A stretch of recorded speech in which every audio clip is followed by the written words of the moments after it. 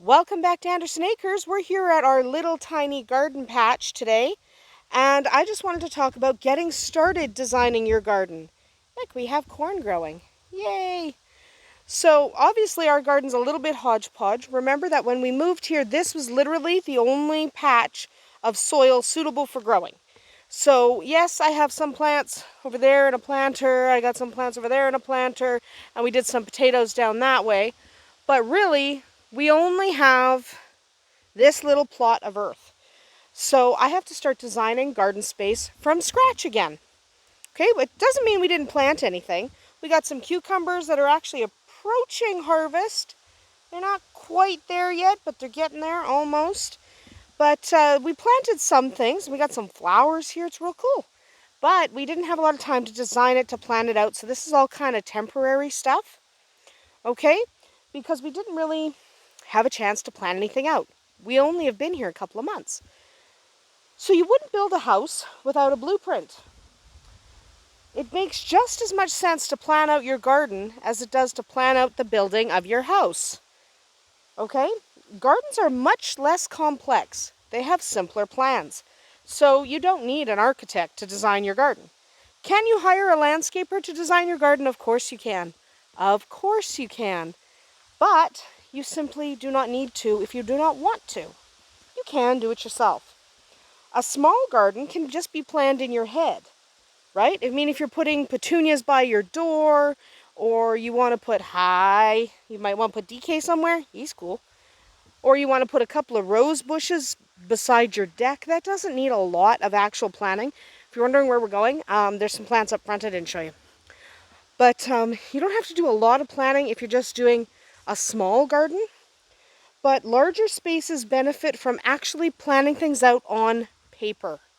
Okay, paper planning really does make a difference. Or on your computer. You don't have to draw it out on graph paper. You can plot it out on a computer. That's not a big deal. Okay, you absolutely can do that. No problem. So you might want to coordinate colors, textures, heights, stuff you grow from season to season. Cedar fell down. Very sad. I'll pick them up later. So we have some potatoes here. We have some snapdragons coming to the end of their season. I forget what that plant is. I forget. It was something that was pretty. And jalapenos doing their thing. We got jalapenos. So anyway,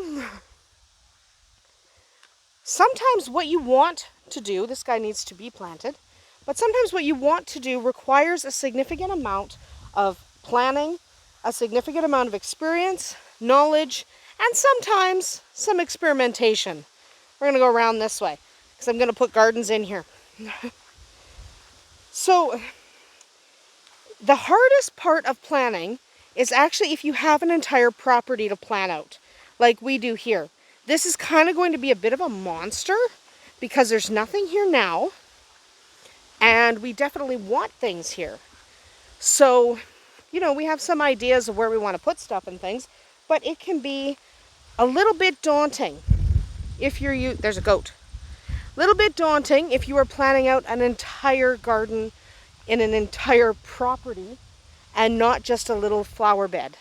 Hi, kittens. Hi, guys. Yeah, beautiful kittens. Yes, you're my beautiful kittens. Come for a walk. So your plan should include all of your outdoor activities, entertainment areas for adults and for children, entrances, so how you're going to get to certain areas of your property.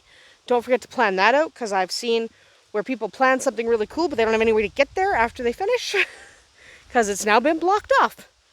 So plan your entrances. Plan your storage spaces, so you know, your storage sheds, gazebos, plan them out, know where you want to put them. You also want to plan for privacy. Now that's not an issue here. We literally, our closest neighbor is like 1,000 feet that way. And there's no neighbor on this side. And there's no neighbor back here. So it's not an issue here. But you might need to plan on some privacy. You might want to put up privacy screens or privacy walls. Put those into your plan. Okay? So the trick is to start small and start with what you're going to do right now. So what are you going to do first? Take your time, do it right. Don't be afraid for your garden plan to take several years. I know it's going to take us a few years to get things where we want to go. Just walk. We got some wild daisies. We got wild daisies on the property. They're pretty cool. There's a potato patch again. I'm just checking on the plants. So pick smaller, easier to accomplish projects first, because as you accomplish those projects, you're going to gain some experience and some skills, and you'll kind of figure out what works for you and what doesn't. This is nothing. It's just dog digging holes. This is not stuff we planted. That's dog digging holes. The dog likes to dig holes. That's the way it goes.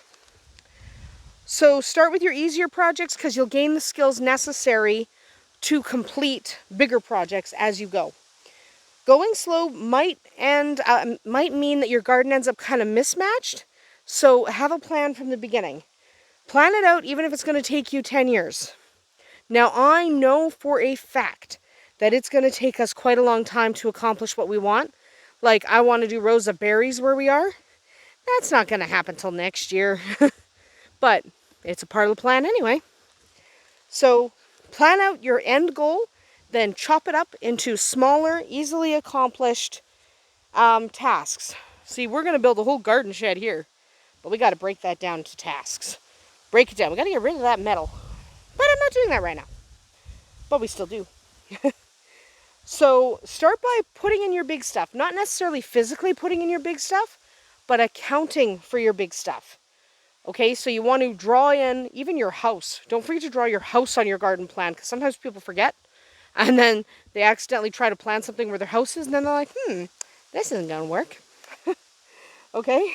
So start by planning in your big stuff, like your house, your recreation buildings, your animal buildings. So if you have a barn, don't forget to put the barn in.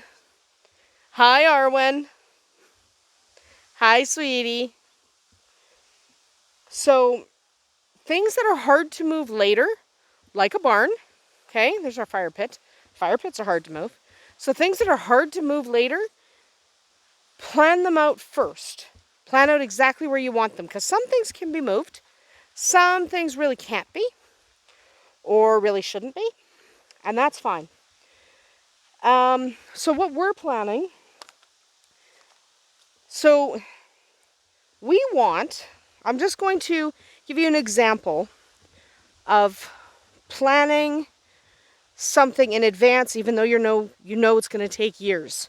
So we're just going to walk back this way again, because you see our deck. This is a lovely deck. We love it. It comes out here at the back door, and then you go up onto the upper deck where the barbecue is and the bench is, and it's lots of fun. Okay, it's a fantastic area. But we want to expand that deck. So our ultimate goal, we would like to wrap it around the side of the house. Okay, so it means we have to relocate some stuff. Wrap it around the side of the house. Okay, this way. And eventually, like, not that third window is a bedroom, so have a door in there to come out onto the deck. So if we were going to put a deck out to here, a 12-foot deck, we have to take that into account, because I'm thinking of putting some slightly raised planters over here for tomatoes and peppers and that kind of nonsense. So I'm thinking of doing that here. And if I'm going to do that, you got to account for anything you might put there, because I don't want to put these planters here, over here, and then realize I got to move them. That would suck. So you need to pay attention to what you've got, pay attention to what you want, and be prepared to accommodate the bigger stuff. So even if you don't know where you want to put the bigger stuff, you should plan it out before you start. So you don't put a garden bed in and then go, geez, I gotta move it. Moving garden beds, not so much fun. I'm telling you, moving garden beds actually sucks. So now we have another kitten joining us. We got Bowser, we got little Goomba, and we got DK. Please don't ask me about the names. It's not my fault. So now, your garden doesn't have to have a theme. A lot of people love themes. I like themes, but it doesn't have to have a theme. You can be eclectic and fun. Maybe you want to repeat colors and form, so you'll use a lot of the same plants, but if you're eclectic, you're probably using a little of everything. Okay? Look at our beautiful sunflower. So you might use structural areas as focal points, and that's fantastic too. No problem there. We got bees. We love bees. Leave them alone. So you can't limit yourself by your theme though. So you might love having a theme, but okay, so your theme is red and white. That doesn't mean you can't have these orange guys. I love these orange guys. Those orange guys are perfect. So don't limit yourself based on your theme. It's great to have a theme. I love themes. Okay, our basic theme is going to end up being food.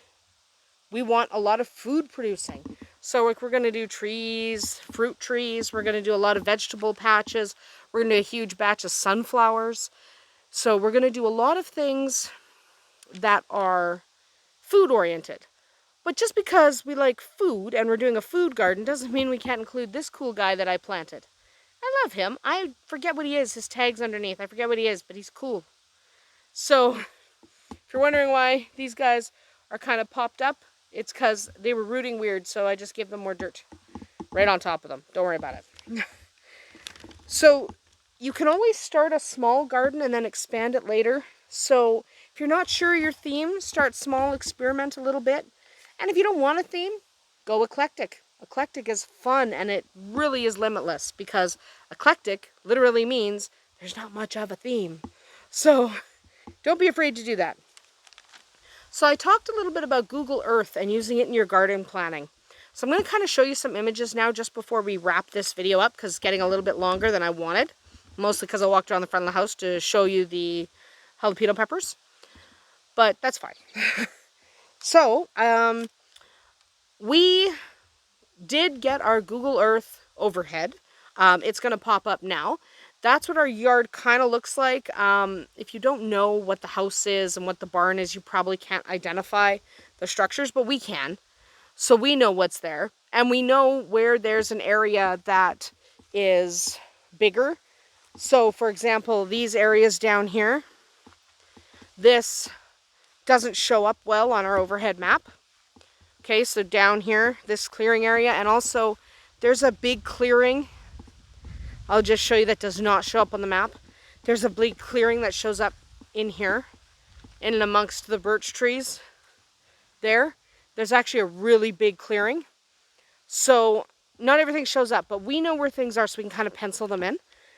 So using that overhead map, we can kind of start our planning, and I'll continue showing you images in the next gardening video posted next week.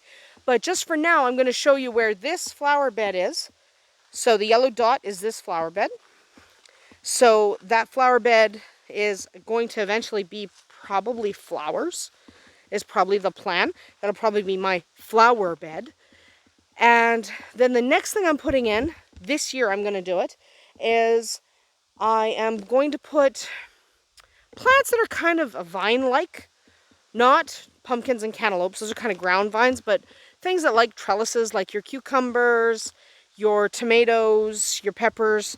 I'm going to put those, and a lot of other vegetables, I'm going to put those on the side of the house. That'll pop up now. So that's where I showed you that spot, and I talked about it a little, but that's our Google Earth image of where we're going to put things. So use Google Earth. You can sit there and kind of get an idea and kind of figure out what fits, what doesn't fit. So that's where I'm going to stick those. And I'm doing that by the end of the year. In the next video, I'm going to talk a little more about long-term planning. So I'll show you some more images of what we have planned here. But this video is now almost 15 minutes long, and I don't like doing videos that long. Also, there's a goat. Just so everybody knows, there's a goat.